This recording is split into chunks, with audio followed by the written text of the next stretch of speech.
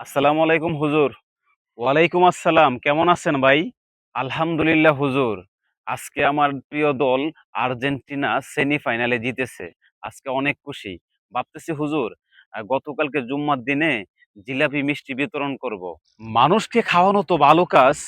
তো একটা প্রশ্ন করি, গতকাল রাতে কি আপনি খেলা দেখেছেন? জি হুজুর, রাত্রে অনেক রাত পর্যন্ত জেগে খেলা দেখেছি। রাতের ১টার দিকে খেলা শুরু হইছে, ৩টা পর্যন্ত খেলা হইছে। তারপর ২ গোলে আর্জেন্টিনা জিতেছে। তাহলে কি আপনি ফজরের নামাজ সময় মতো জামাতের সাথে আদায় করতে পেরেছেন তো? না হুজুর, ঘুমিয়ে পড়েছিলাম। ফজরের নামাজ পড়তে পারি নাই। অনেক রাত্র হয়ে গেছিল তো, খেলা দেখতে দেখতে ৩টা পার হইছিল। প্রিয় ভাই, একটু চিন্তা করুন। আপনি রাতের ১টার দিকে উঠে আপনার পছন্দের দল তার খেলা দেখেছেন এবং জিতার কারণে খুশি হয়ে মসজিদে আপনি জিলাপি বিতরণ করবেন। আর যে আল্লাহ তাআলা আপনাকে রিজিক দিয়েছেন, নিয়ামত দিয়েছেন, সে আল্লাহ তাআলার ১০ মিনিটের ফজরের নামাজ আপনি আদায় করতে পারছেন না। আল্লাহ তাআলার নিয়ামতের শুকরিয়া আদায় করতে পারছেন না। ফজরের নামাজটাই আপনার কাছ থেকে ছুটে গেল। তাহলে আপনার কাছে কোনটা আপনার কাছে সবচেয়ে বেশি গুরুত্বপূর্ণ? একবার ভাবুন তো। হুজুর, এভাবে তো কখনো ভাবি নাই।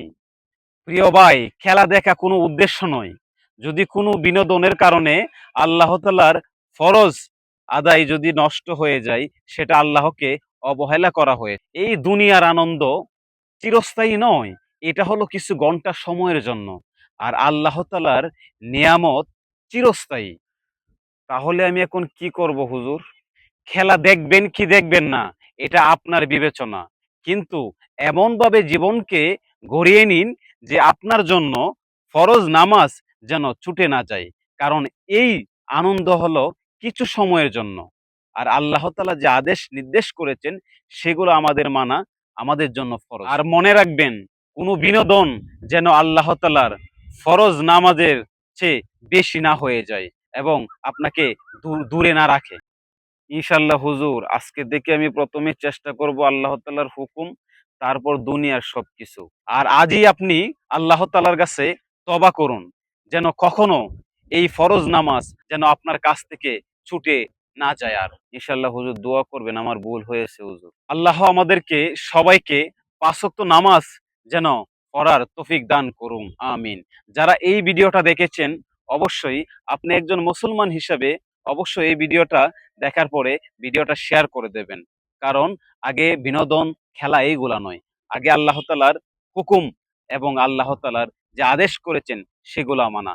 এবং আমরা কখনো কোনোদিন যাতে অবশ্যই বিনোদনের জন্য আমাদের ফরজ নামাজ যেন আমরা না ছেড়ে দেই। ধন্যবাদ। ইসলাম প্রচারে ভিডিওটা শেয়ার করবেন। এটা শুধু অনেককে বোঝানোর কারণে। কারণ আমাদের অনেক মানুষ যারা খেলা দেখার পরেও তারা ঠিকমতো ঘুমিয়ে পড়ে। কিন্তু আল্লাহ তাআলা যে আদেশ করেছেন সে আদেশ সে কখনোই পালন করে না। কারণ আমরা ভাবি এই দুনিয়াই সবকিছু। কিন্তু আল্লাহ তাআলার সবচেয়ে বড় নিয়ামত চিরস্থায়ী জিন্দেগি। যে জিন্দেগিতে তোমার আমার প্রত্যেকের চলে যেতে হবে একদিন। সেই কবরকে তুমি ভয় করো। অবশ্যই এই নামাজকে তুমি অবহেলা করো না। এই ভিডিওটা দেখে যে কমেন্টে আমিন লিখবে তার জীবনের সমস্ত গুনাহগুলো আপনি মাফ করে দিন। ভিডিওটা একটা শেয়ার করে অন্য ভাইদেরকে দেখার সুযোগ করে দেবেন।